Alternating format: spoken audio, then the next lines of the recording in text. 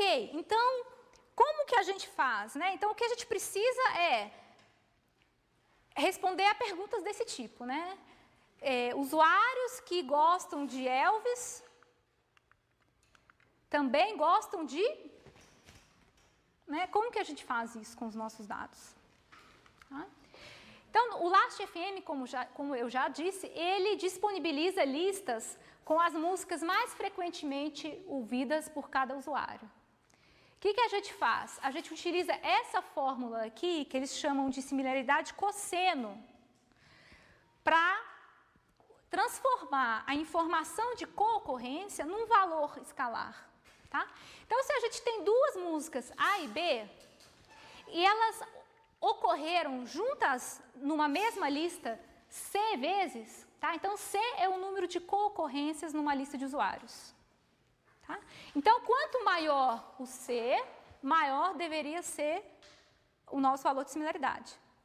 Só que tem um problema, né? A gente tem que fazer uma pequena normalização aqui embaixo. A gente tem que normalizar pela raiz quadrada do produto das ocorrências singulares de cada música. Por que a gente faz isso? Para não priorizar músicas que são muito populares. Porque às vezes uma canção é extremamente popular e ela vai estar em um monte de listas de usuários só porque ela é popular, não porque ela é similar a todos aqueles conteúdos. Tá? Então, por isso a gente tem que fazer uma normalização aqui. Tá? Então, a gente penaliza aquelas músicas que são muito populares para não exagerar a similaridade delas com outras músicas, tá bom? Então, essa simples fórmula, a partir do número de co-ocorrências, nos dá o valor par a par da similaridade, certo? Quanto maior esse cosseno, maior a similaridade entre A e B. E aqui são alguns números, tá, gente? O Last.fm, na época, contava com 20 milhões de usuários. A gente conseguiu baixar cerca de 300 mil listas e obtivemos 1,5 milhão de músicas distintas, tá?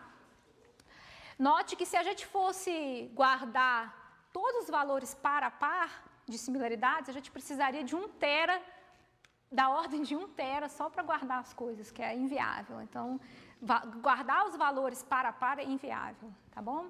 Então, a gente construiu esse grafo. Depois de muitas operações de limpeza e normalização, a gente chegou a um número de meio milhão de nós. Hoje em dia, o aplicativo que eu rodei para vocês já tem uma faixa de 1 milhão de nós. Mas esse trabalho aqui ainda tinha meio milhão e 6 milhões de arestas, tá? Sempre crescendo.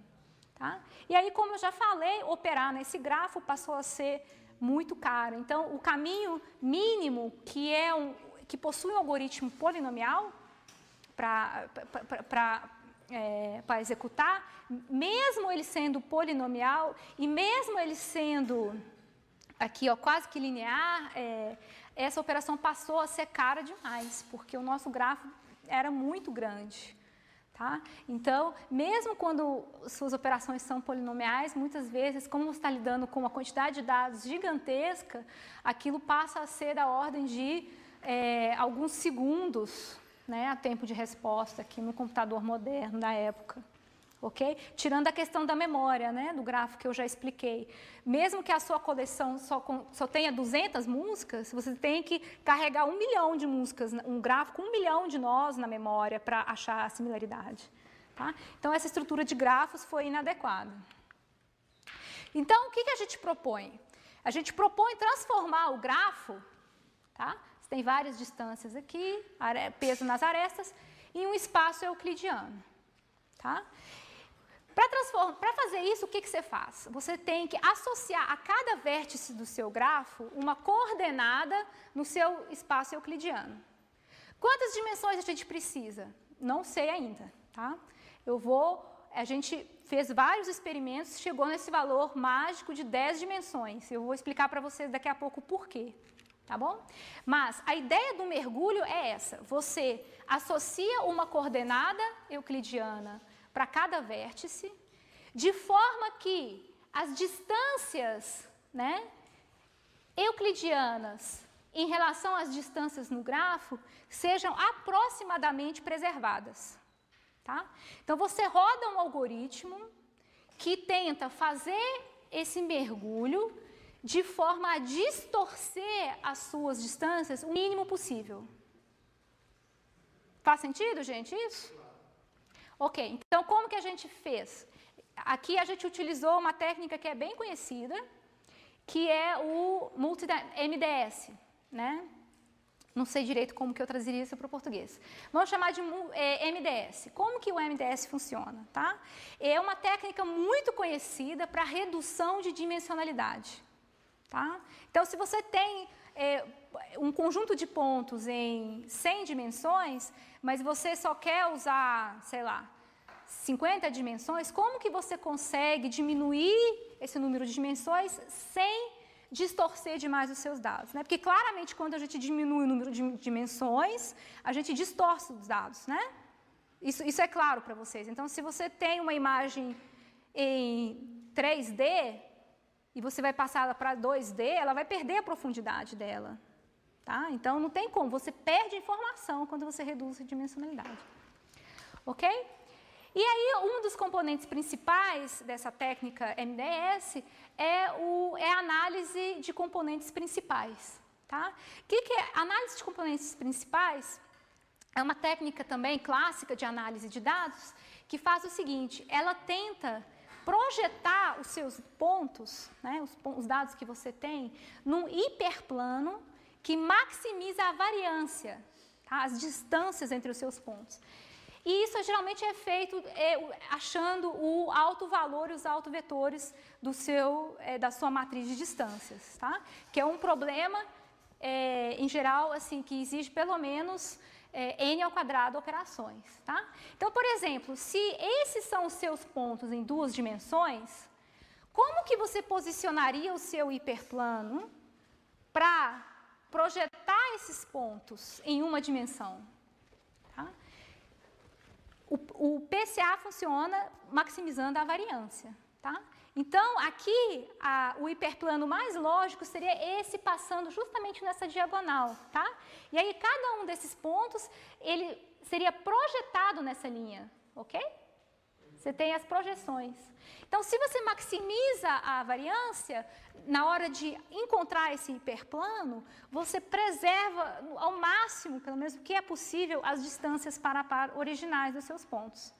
Tá? E você vai fazendo isso iterativamente. Tá? Então, o MDS ele faz isso, ele pega as distâncias, a matriz com as distâncias par a par do seu grafo, que a gente quer mergulhar, tá? E ele vai encontrando hiperplanos como esse, tá?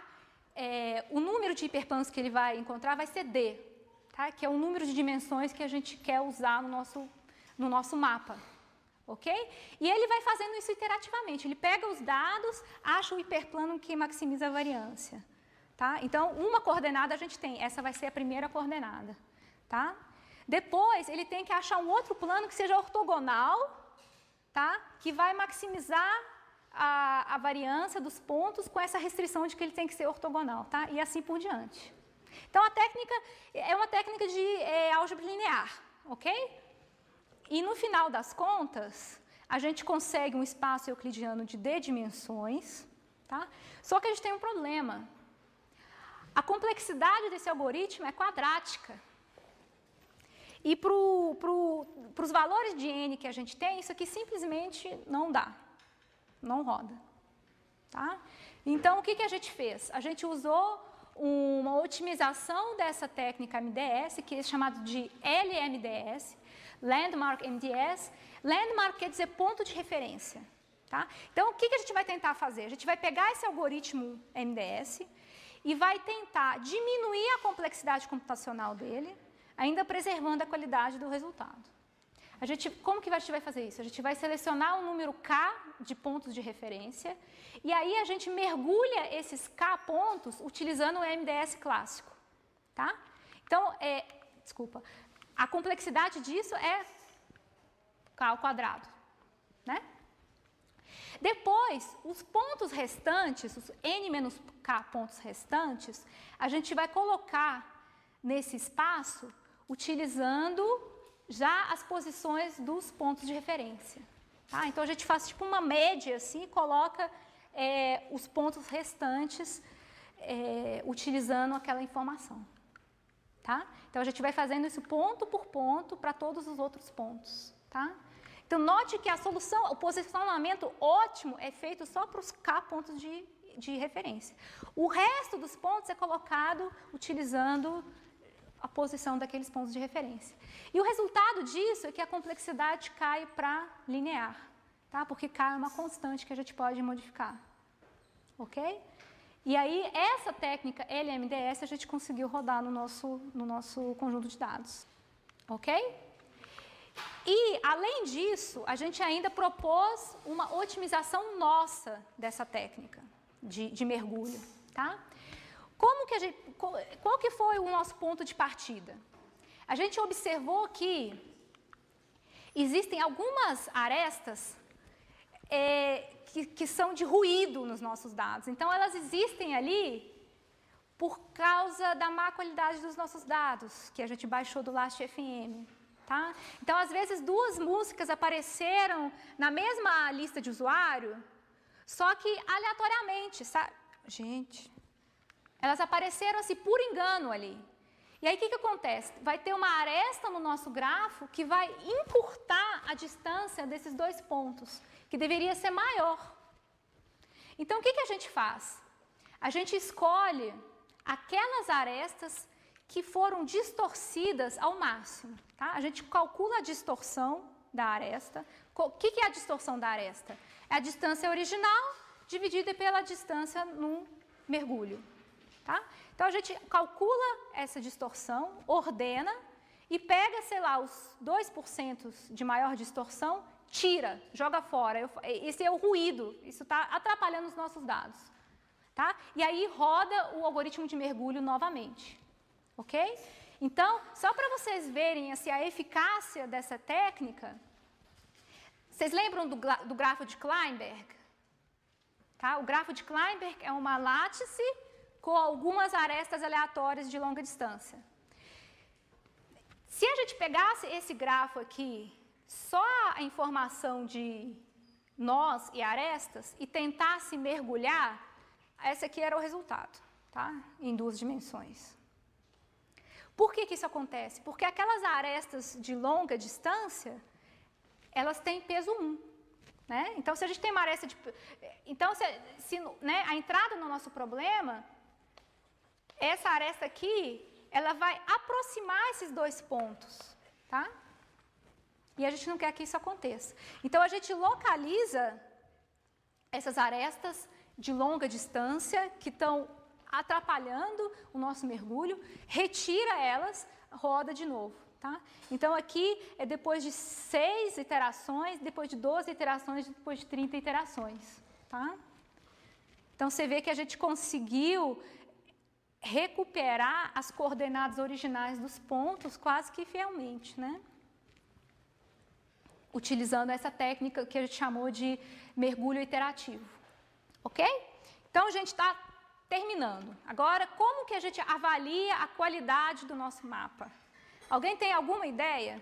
Tudo bem, a gente tem os dados lá, a gente tem 300 mil listas de usuários, 1000 itens de música, a gente tem os valores de concorrência, a gente tem o nosso grafo, e agora a gente tem um espaço euclidiano de 10 dimensões, com 1000 pontos localizados ali. E aí? O nosso procedimento funcionou ou não? Como que a gente pode avaliar a qualidade dessa técnica? Então, vamos pegar o nosso mapa, pegar 2 músicas que estão assim no olho próximas, tudo bem que são 10 dimensões, né? Então, assim, você já não consegue olhar para o negócio, né? Mas você pode pegar algumas músicas que estão próximas, e aí você ouve as 2 e vê se são do mesmo artista, do mesmo gênero. Só que isso primeiro que é extremamente aleatório, arbitrário, né? Então, assim, depende da opinião da pessoa e não escala, né? A gente não pode fazer isso para uma amostra significativa, né? Tem 1 milhão de pontos. Então, como que a gente procedeu, tá? Tem um site que chama allmusic.com que disponibiliza uma taxonomia de músicas feita manualmente por experts, tá? Então, o que eles fornecem? Eles fornecem uma árvore de gêneros de música, tá? Então, por exemplo, você pode ter aqui rock, que é pai de hard rock, de rock pesado. Aí você pode ter o heavy metal, que é filho de hard rock, tá? Então, eles fornecem uma hierarquia de gêneros de altura L, vamos dizer. Eu não lembro qual, não era 3, não, era mais que 3, tá? A altura da hierarquia deles. E aí, eu não lembro quantas músicas que eles tinham encaixadas nesses gêneros, mas depois que a gente fez a interseção com o nosso banco de dados, deu 7.000, tá? Então, tinha 7.000 pontos de referência no nosso mapa que tinha informação de experts de qual gênero eles pertenciam. Então, 7.000 das nossas 1 milhão de músicas estavam no banco de dados deles. E para cada uma dessas 7.000 tinha informação de qual gênero ela pertencia. Tá? Então, o que a gente bolou? A gente bolou uma métrica que é a distância de gênero. Tá? Então, se você tem duas músicas que pertencem a heavy metal, aqui na mesma bolinha, a distância de gênero deles é 0. Tá? Se você tem uma música que é heavy metal, outra que é rock, a distância de gênero deles é 2. Tá? Então, a gente sempre pega o menor antecessor comum. Ok?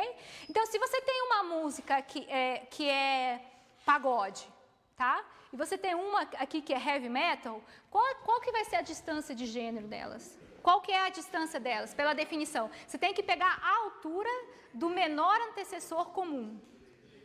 3. Tá? Então, se a altura da nossa hierarquia é 3, a distância máxima que a gente pode ter é 3. Ficou claro isso?